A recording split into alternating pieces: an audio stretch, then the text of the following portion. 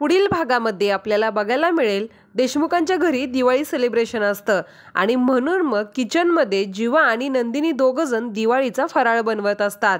नंदिनी जीवाला विचारते काय फराळ बनवणार एवढा। त्यावेळेला जीवा म्हणतो चकल्या आणि दोघंजण मिळून चकल्या बनवतात। तर काव्या विक्रमला घर सजावटीसाठी मदत करत असते आणि सजावट करत असताना काव्या स्टूलावरून पडणार इतक्यातच तिथं पार्थ येतो आणि काव्याला स्टूलावरून खाली पडताना वाचवतो।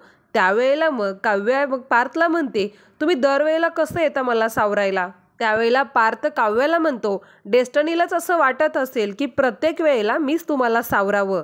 आणि हे सगळं रम्या बघत असते, रम्या ऐकत असते। त्यावेळेला रम्या मग काव्या आणि पार्थवर खूप चिडते आणि रम्या हे सगळं वसुंधराला सांगत जाते आणि मग वसुंधराला सुद्धा खूप राग येतो। वसुंधरा म्हणते आता आपण काही करू शकत नाही, देवाच्याच मनात काय आलं ना तरच मोठा धमाका होईल। आणि मानिनीच्या मैत्रिणीने सविताने सगळे हॉटेलचे CCTV फुटेज काढलेले असतात आणि तिने मानिनीला फोन केलेला असतो आणि म्हणते धमाका तर होणारच आहे आणि खूप मोठा होणार आहे। तर मानिनीने काव्याला माफ केलेलं असतं, त्यामुळे काव्या जाम खुश असते।